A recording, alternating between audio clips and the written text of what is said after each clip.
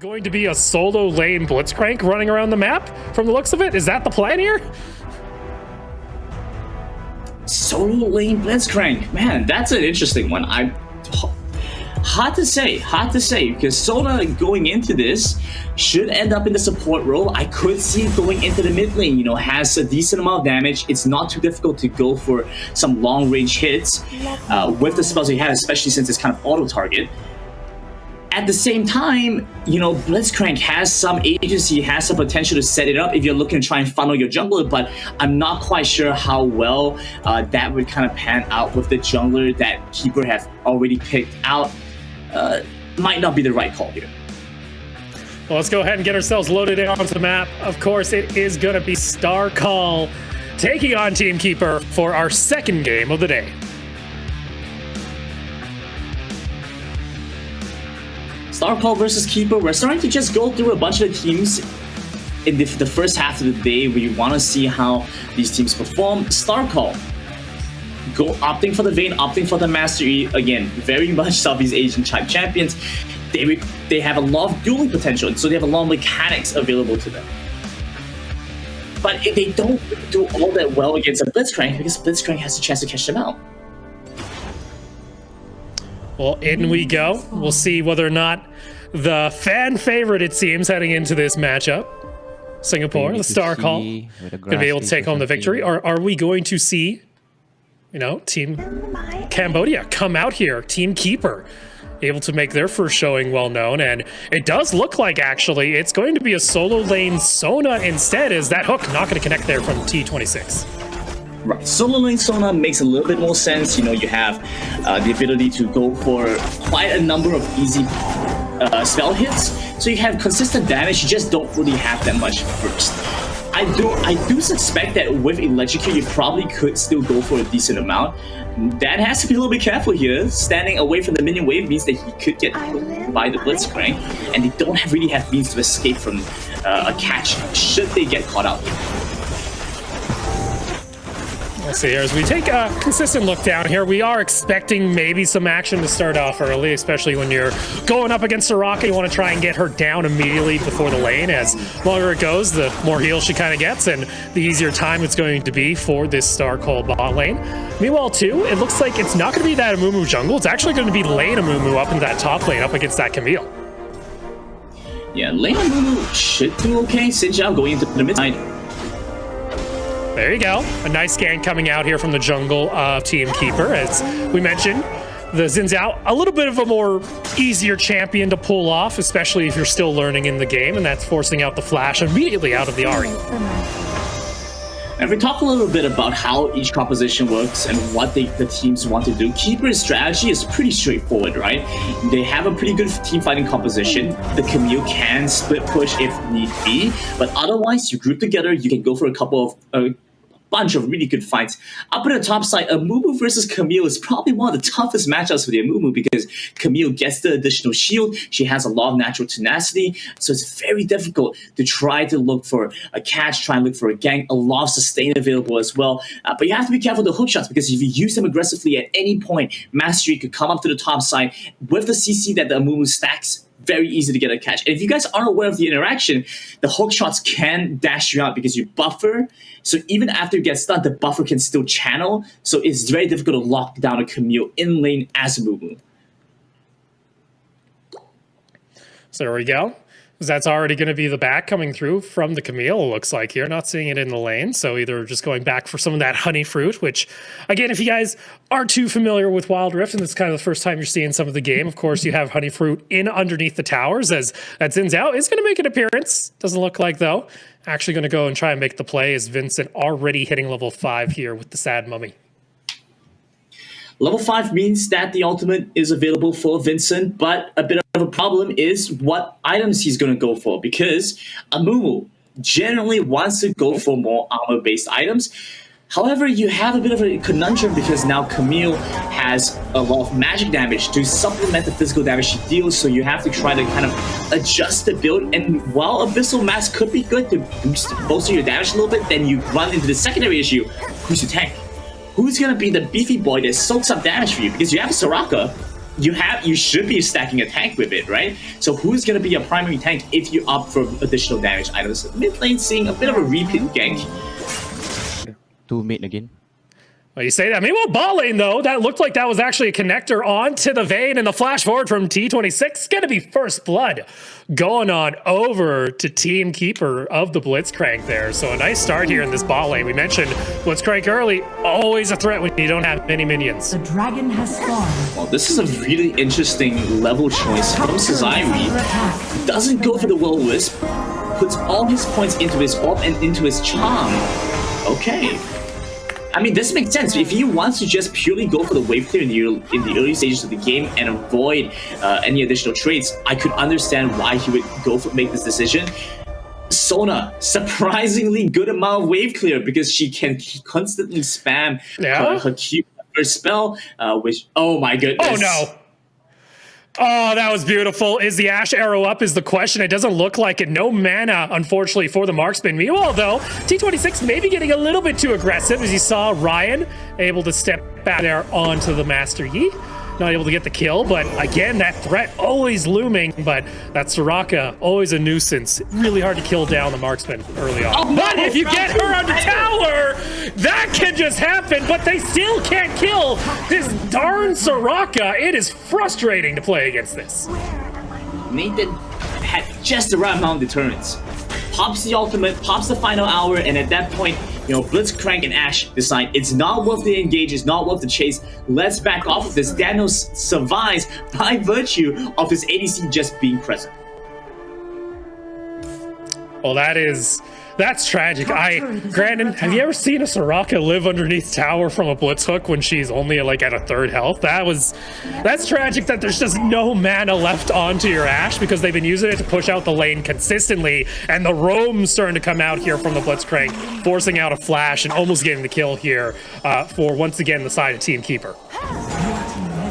Yeah, it's been so even on both sides. We talked about how we expected things to be pretty close between both teams, but it's been almost to a surprising level. Hook barely misses out. Sezairi gets the charm, finds to disengage. Ryan survives after sneaking away a quick dragon. So there you go. Meanwhile, up in that top lane, it's the Battle of the Sad Mummy. And Scissor Leg Lady, that's pretty much as I always knew it when she first got released in the form of Camille. You can't remember every champion subtitle, all right, off the top of my head. Meanwhile, though, that Camille is hunted. Okay, Ryan. He's going to answer back. That Xin Zhao ultimate comes out a little bit too late. Ryan, he doesn't care whether or not you can deflect projectiles because you can't deflect the darn auto attacks. And there you go. Master Yi coming up online. This could be a very different game from what we see as Starcall able to find 2 kills on the board. Solid showing on both ends. Did I just see double smite? Is Vincent running smite right now? Yes, Vincent is also running smite. We're seeing double smite come out. Double smite strat, looking like it's actually working out pretty well. If it is the case, you know, I can see why you would want to go for that, because now you're able to contest one objective on one end and another objective on the other end. The fact that Team Starcall have been able to get the Dragon, have been able to get the Rift Herald in more or less quick succession, and now using it into the mid lane to try and open up the map a little bit, is really good for the team, because they just need time to scale up. They just need some gold, they just need some items. Being able to kind of put a halt to Keeper's plays is going to assist them a lot, but at the same time, Keeper, they really only have to just play for this Blitzcrank. If Blitzcrank is able to get a hook, if he's able to find a pick, that's more than enough for them to get a good team fight and find their way back into the game. Well, you see good hook coming out here as they're actually going to be able to land that. The Ashe arrow ends up missing point blank. Unfortunate there.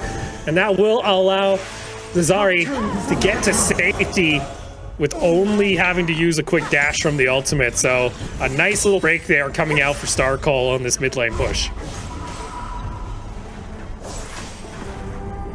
Good defense coming in over on the side of Keepers, but it's still going to be quite a big loss. Now they've opened up the map, and this really helps the Master Yi. Master Yi loves to be able to go to multiple jungle sides and pick up farm very quickly. Bit of a roam coming in from Sezairi up on the top side. Use it, gets a little bit more move speed. The charm going to be used, but it goes a bit wide. The auto target fires off at a minion instead. Vincent steps forward. They aren't able to pick anything else off this.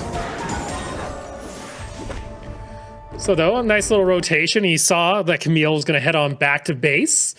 So that should be a tower, at least some plating, and a much different stance than what we were in previous game where we saw, you know, a Master Yi that was just falling behind further and further. Now we're seeing the opposite where this Master Yi is starting to take off and be more aggressive into the jungle. And speaking of aggression, not going to land that Blitzcrank hook there, as that's going to be Danial able to get safety. Nathan getting a bit aggressive there with that final hour being popped, but not going to be able to do anything else much.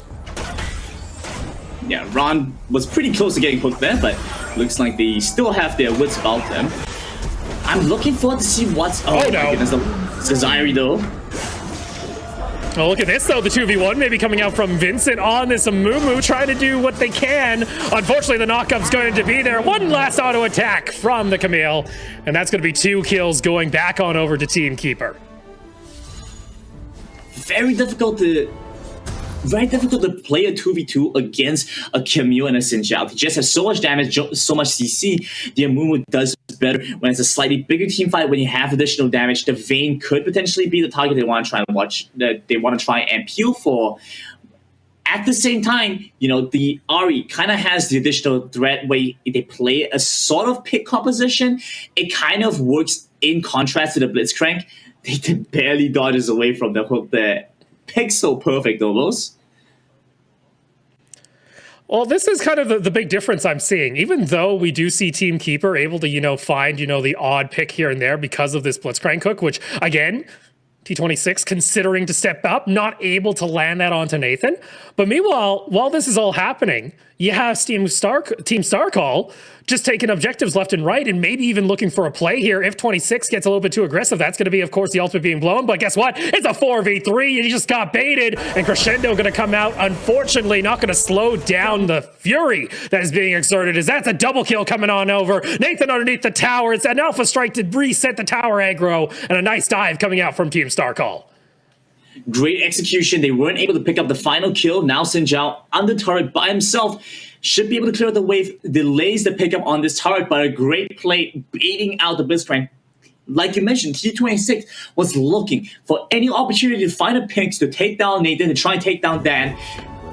This just gave them time for Ryan to join in, for Sezairi to join in.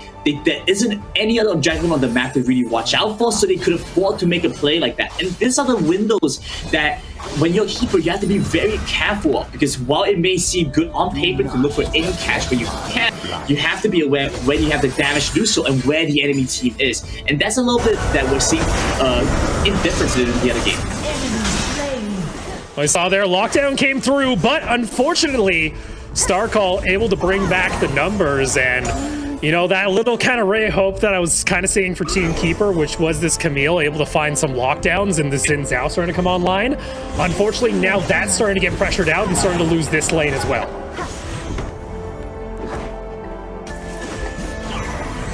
So with that now, Starcall enemy turret destroyed. Looking for possibly a dive here is Ryan. Yeah, I got Baron here as well. If they get this pick, this could easily be the end all here for Team Keeper, and they could lose a lot off the map. Yeah, level 11 on the Mastery, it's very easy to pick up the Baron. Be careful here, but it's 3 members over on that side. Not sure how much Ryan wants to go for this. Oh, Ryan gets sunned up. There comes that Soraka ultimate, though, is able to give the health back, and now going to jump into that back line, goes for another alpha strike, and able to find the resets once more, and you can't take down this Master Yi. It's a double kill in the end for the Ahri, and a double kill for the Master Yi, and Nathan looking to make it a team ace if he could find the kill on the Camille, but instead just going to go ahead and get pressure onto the tower. Insane play coming through. I mean, the fact that they managed to survive all of that was just nutty, right? Mastery gets hit by the Enchanted Crystal Arrow, survives despite the fact. That's not something that should be happening. You have to have correct champion prioritization. Once a target gets hit by CC like that, you have to go for the kill. Oh, and you saw there, looking for the crescendo to land. Not able to find it underneath that tower, and they do at least keep that inhibitor tower up and alive in the top side of the map, but one more wave will be able to do it. And then Team Keeper always going to have to be worried about super minions starting to pile in through the top side of the map. And Starcall in a great position to try and close out this game in the next 2 minutes if they're able to find themselves possibly a Baron or the next Drake. You know, and this is true whether it's for the mid lane or for the top lane, so they could easily go for the pickup on the inhibitor turret, the minions are spawning in, and now they have the opportunity to go for the Baron very easily because, again, they're going to be dealing with the super minions coming into the base. They don't have the means to try and stop this, and as a team as a whole, they're kind of lacking the damage to do Baron, right? Whereas on to the side of Team Starcall, they have a very easy time picking out Baron. Whether it's the Master E, whether it's the Vayne, tons of damage means that they can shred through those neutral objectives.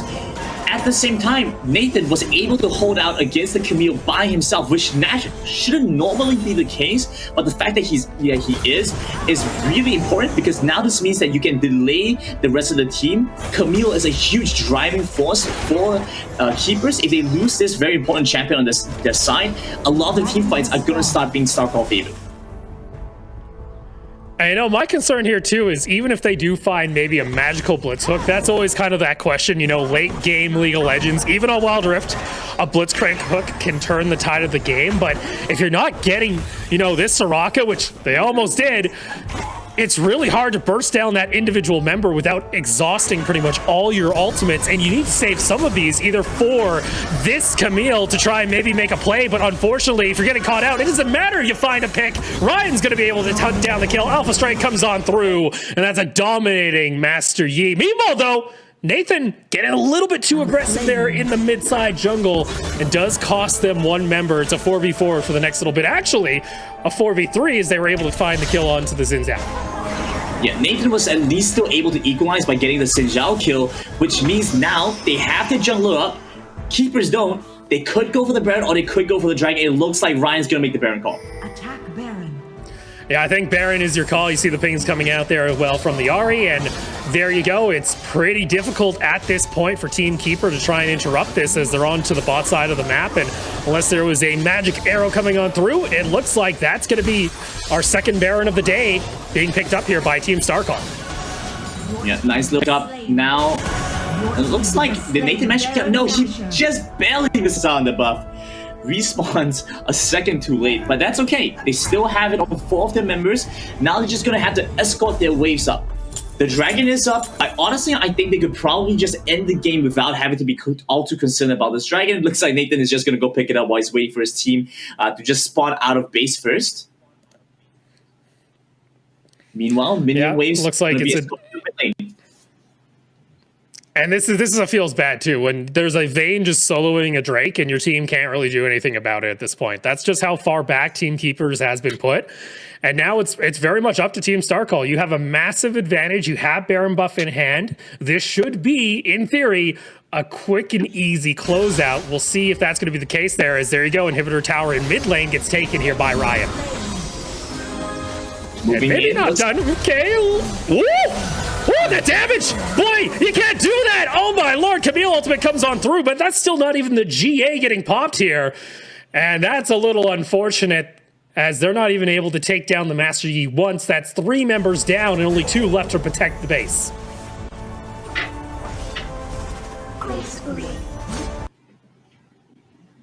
So with that, it looks like Starcall going to be able to start sieging in onto these inhibitor towers, looking for this bot one as well. And now that is 2 lanes that are going to be forced to have to deal with super minions and even possibly this top side. If Nathan just doesn't just take the kill just like that, there you go. It's only the Nexus standing here at this point as every tower in the base is taken. And Team Starcall going to be taking home the victory for our second game of the day. I don't think you have to deal with super minions. Your game's just going to end at that point. You can see Starcall pretty relieved. Nathan's happy. Yeah, so surprised. He's like, I can't believe he's looking back at the piece of paper. He's looking back at the piece of paper and goes, wait a sec. We actually gave them no mercy. We can't do that on the Wild Rift official channel. We just can't show that.